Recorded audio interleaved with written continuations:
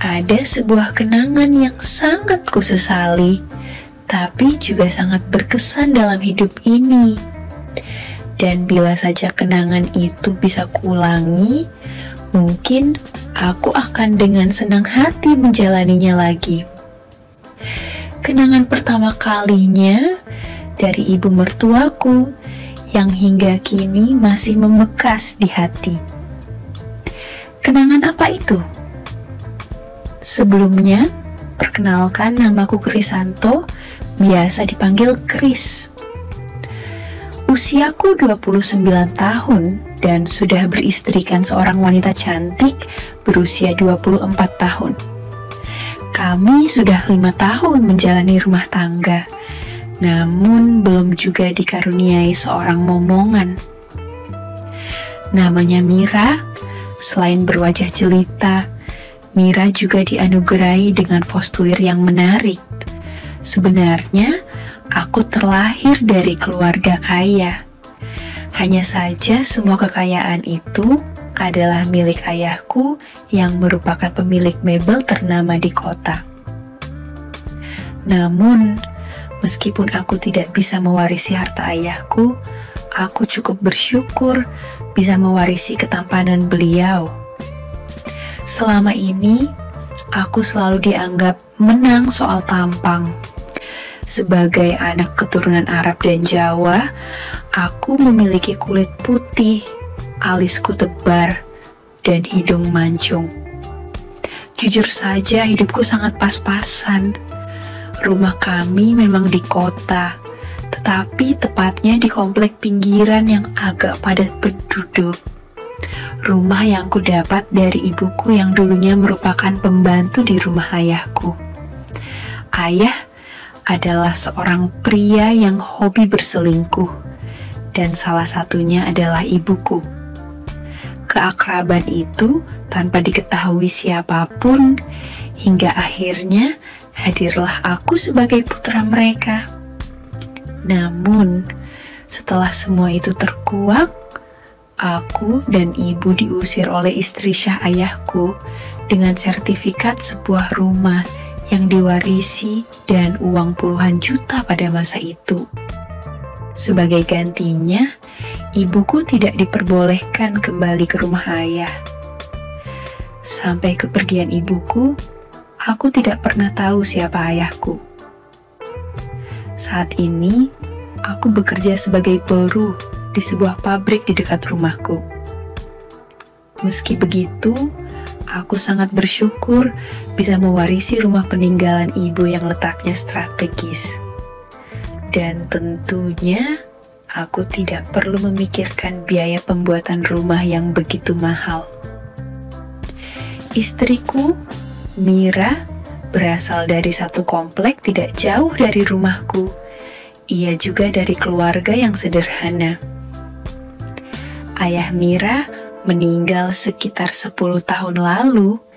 Ibunya menjanda dengan 2 anak. Titin adalah kakak iparku. Kakak iparku itu sudah berkeluarga tetapi sudah 12 tahun tak kunjung dikaruniai momongan. Mereka tinggal mengontrak bersama ibu mertuaku. Selama mengontrak, kehidupan keluarga mereka sepenuhnya aku dan istriku yang membiayainya. Kami membayar kontrakan rumah mereka, dan sebagai gantinya untuk makan sehari-hari, ibu mertua pula yang memasaknya. Mbak Titin, yang notabene anak pertama, keluarga tak sanggup membayar uang kontrakan, karena kehidupannya juga pas-pasan. Suaminya bekerja sebagai kuli bangunan, dan terkadang jika mendapat hasil agak banyak, dia membantu membeli beras untuk kami semua. Tapi itu pun jarang sekali. Aku tidak pernah menyalahkan Mas Tejo, karena aku tahu tidak mudah mencari nafkah pada masa sekarang. Aku tidak keberatan menanggung kehidupan keluarga istriku, karena aku menyayangi mereka layaknya saudara dan orang tuaku sendiri. Apalagi kenyataannya aku dan istriku adalah satu-satunya yang sama-sama bekerja. Istriku juga bekerja di pabrik yang sama denganku. Itu pun karena aku mengusulkan pada kepala pabrik agar istriku bisa diterima di tempatku bekerja. Sementara dalam hal nafkah batin, jujur saja aku bukan pria yang dapat menguasai hal itu. Dalam hidupku, aku baru pertama kali menunaikan ibadah itu di malam pertama bersama istriku. Dan semula, tampaknya Mira merasa senang dengan hasil pekerjaanku. Namun, semakin lama justru istriku menuntut lebih-lebih sering padaku.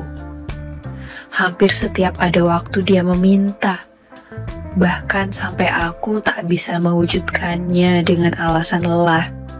Namun, Mira tak pernah putus asa. Ia berusaha menciptakan semangat kerja untukku, meskipun pada akhirnya hasilnya tetap sama. Sebenarnya, bukan masalah bagi istriku dengan kekurangan yang kumiliki itu. Namun, sebagai suami, aku merasa tak sempurna jika belum bisa membuat istriku bahagia. Hingga suatu ketika, ia menyarankan sesuatu yang berbeda padaku.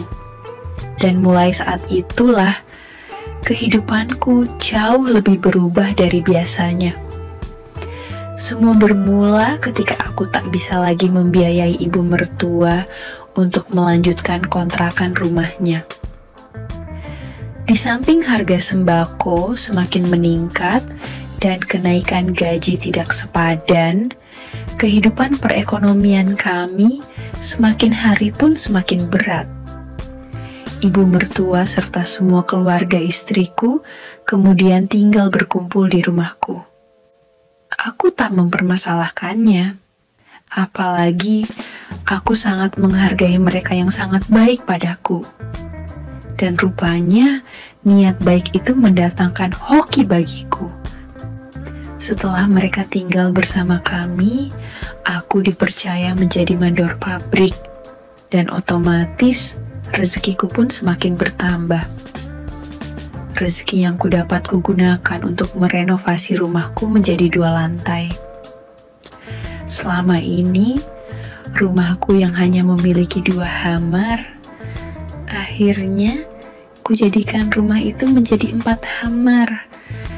Bahkan ada ruang sisa sedikit yang bisa kami gunakan menjadi ruang untuk bersantai. Ibu mertuaku, Mbak Titin serta suaminya menempati kamar bawah, sementara aku dan istriku di lantai atas. Dengan bergabungnya ibu, mertua, dan kakak iparku, rumahku pun menjadi semakin ramai. Meski begitu, Mira istriku masih tidak berubah. Ia tetap menuntutku menunaikan kewajiban sesering mungkin. Ibu mertuaku sendiri sudah 2 kali menikah dan semua mantan suaminya meninggal dunia. Kedua putrinya berasal dari suami yang berbeda, dan dari sanalah aku menduga jika istriku mewarisi hobi itu dari ibunya. Aku pun juga menduga jika ibu mertuaku tak mungkin seperti itu jika tak hobi juga. Sampai suatu ketika, setelah sebulan ibu mertua tinggal di rumah, tiba-tiba beliau memberiku sebuah ramuan tradisional racikannya. Awalnya, aku bingung mengapa tiba-tiba beliau memberikan ramuan itu padaku. Padahal selama ini, aku tak pernah mengonsumsi seperti itu. Kenapa tiba-tiba ibu menyediakan jus itu padaku? Tanyaku saat kami sedang bersantai di kamar. Biar fit aja mungkin, Mas. Aku pun tak menaruh curiga saat itu dan menganggap mungkin itu sekedar perhatian Merto pada menantunya.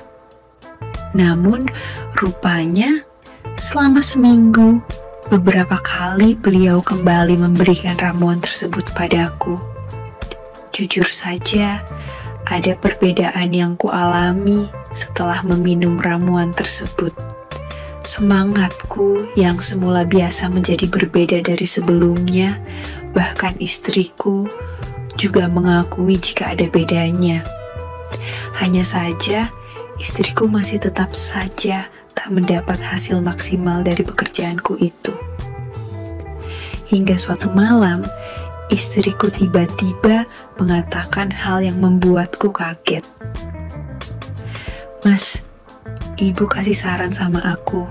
Dia mau ngajarin Mas cara kerjasama yang baik dan benar demi kebaikan kita." "Gimana, Mas?" Aku terkejut. "Maksud kamu apa, Dek?" Istriku tersenyum. "Nanti Mas tahu sendirilah." Aku benar-benar tak percaya dengan saran tersebut. Jujur saja aku enggan dan sebenarnya ragu dengan usulan itu. Namun dalam situasi bingung, istriku justru memberi dukungan padaku. "Jangan dipikirkan, Mas. Orang tua tahu yang terbaik untuk kita." Tidak mudah bagiku menerima begitu saja usulan tersebut. Bukannya munafik, tapi selama ini aku selalu menaruh hormat pada ibu mertua. Aku juga tak pernah berpikiran buruk padanya. Tapi setelah mendengar usulan tersebut, aku seolah dihadapkan pada pilihan yang sulit, apalagi dengan dukungan istriku. Sejak mengusulkan ide tersebut, aku jadi sungkan berhadapan langsung dengan beliau. Aku merasa gugup, apalagi jika di rumah hanya ada aku dan ibu mertuaku saja. Kadang aku sengaja menunda kepulangan dari pabrik sampai di rumah ada Mbak Titin atau istriku. Sampai pada akhirnya mau tak mau mengiyakan usulan tersebut karena istriku mengancam akan berpisah jika tak kunjung ada perubahan padaku. Malam itu, kebetulan Mbak Titin dan Mas Tejo sedang pulang kampung ke rumah Mas Tejo di Jawa Tengah. Istriku mengatakan akan istirahat di ruang tamu, sementara aku tetap berada di kamarku. Dalam keadaan tidak menentu, aku menunggu kunjungan ibu mertuaku. Aku benar-benar gugup, tetapi anehnya hikmah kehidupan bawah tanah juga membayangkan apa yang akan dilaluinya sesaat lagi. Sepertinya pikiran di benakku tak sinkron dengan kondisi batinku. Di tengah kebimbangan itu, ibu mertuaku tiba-tiba menemuiku. Aku diam dan menunduk. "Tenang saja nak Kris, jangan gugup gitu," ujarnya sambil duduk di sampingku. Aku diam tak menjawab karena pikiranku sudah buntu. Jantungku semakin berdebar tatkala tiba-tiba ada Jemarui yang piknik menuju hikmah dunia fana. Spontan mataku terpejam, bahkan tak sadar aku bersuara di tengah keheningan malam. "Nanti Mira juga ibu ajarin metode seperti ini." Aku mengangguk menanggapi ucapan itu. Jujur saja aku tak mengira jika hal ini akan kualami juga. Namun kuakui teori yang diterapkan sangat berbeda dengan apa yang kulalui selama ini. Tanpa sadar, aku mulai terbawa suasana dan turut berpartisipasi juga.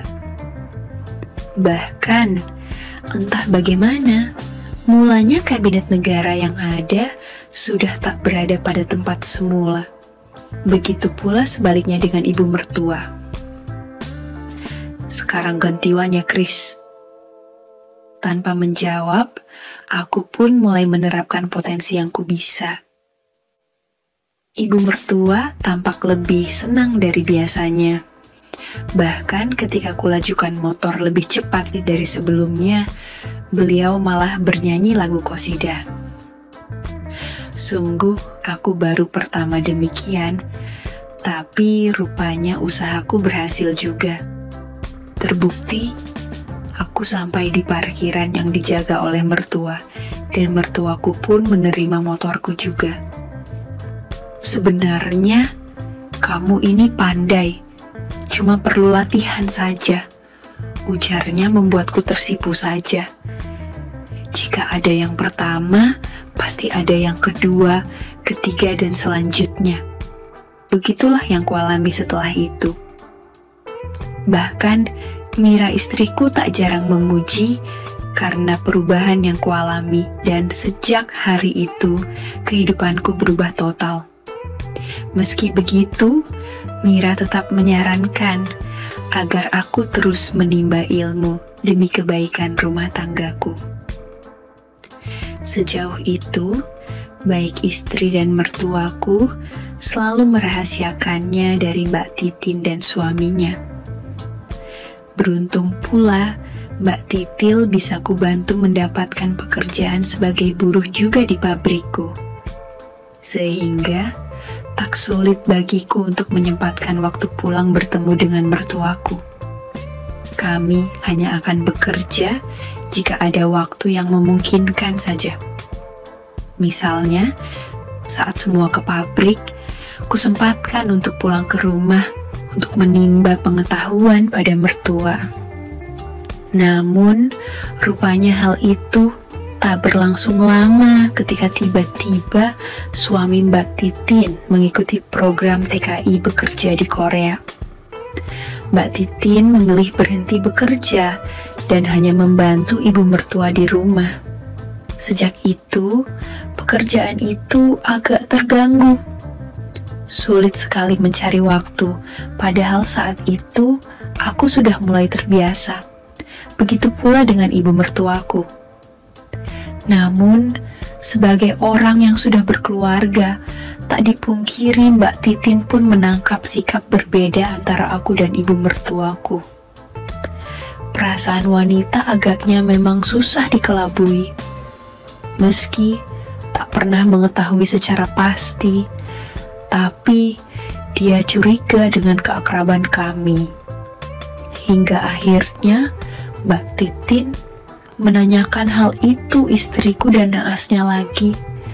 Istriku justru menceritakan hal yang sesungguhnya. Maafin Mira, Mas. Mira terlanjur cerita sama Mbak Titin, ujar istriku saat kami menonton TV di ruang tamu. Kok bisa sih, Dek? Habisnya Mbak Titin tanya terus. Aku diam tak menjawab. Jujur aku malu dan tak tahu harus menjelaskan apa pada kakak iparku. Sampai keesokan harinya, kebetulan saat itu hari Minggu, seluruh anggota keluarga berkumpul di ruang keluarga. Di sanalah aku, ibu dan istri mengakui semuanya. Maaf Mbak, tapi ini demi kebaikan kami meski caranya keliru. Tapi tetap saja itu salah, dan aku tak bisa menerima semua itu. Sahut Mbak Titin langsung pergi meninggalkan kami bertiga. Keesokan harinya, dengan mengajak ibu mertua, Mbak Titin berpamitan untuk menempati kontrakan yang dulu. Beberapa kali, aku berusaha meminta maaf, namun rupanya usahaku sia-sia. Ia memutuskan tinggal di kontrakan dengan uang yang dikirim oleh suaminya. Hubungan persaudaraan kami semakin renggang. Baik Mbak Titin dan ibu mertua tak pernah lagi berkunjung ke rumahku lagi. Namun keadaan berubah ketika seminggu setelah kepergian ibu dan kakak iparku, aku mendapat kabar gembira jika istriku Halimah. Setelah mengabarkan hal itu pada keluarga istriku, Mbak Titin tak lagi jengkel padaku. Ia baru menyadari jika bantuan yang kuterima dari ibu mertuaku terbukti membawa berkah pada kehidupan kami.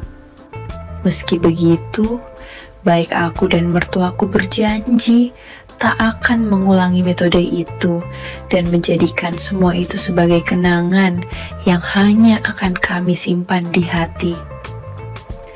Sekian dulu ceritaku hari ini.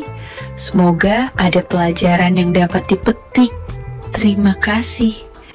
Sekali lagi, tidak pernah lupa, Mimin ingin mengingatkan bahwa tidak ada maksud untuk merusak moral.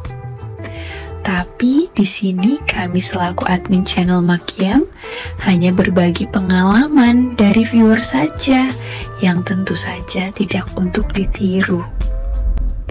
Terima kasih sudah mau mendengarkan kisah nyata ini. Ambil baiknya dan buang buruknya dari cerita kisah ini. Semoga hal seperti ini tidak terjadi kepada kita semua, bosku, dan semoga kita semua dilindungi dari mara bahaya. Amin ya Rabbal Alamin. Terima kasih dan sampai jumpa di cerita selanjutnya. Jangan lupa like, komen, share, dan subscribe. Oh iya, kira-kira kalian semua bosku yang terhormat kepengen kisah-kisah yang seperti apa lagi nih? Tolong berikan komentar-komentar kalian di video ini ya.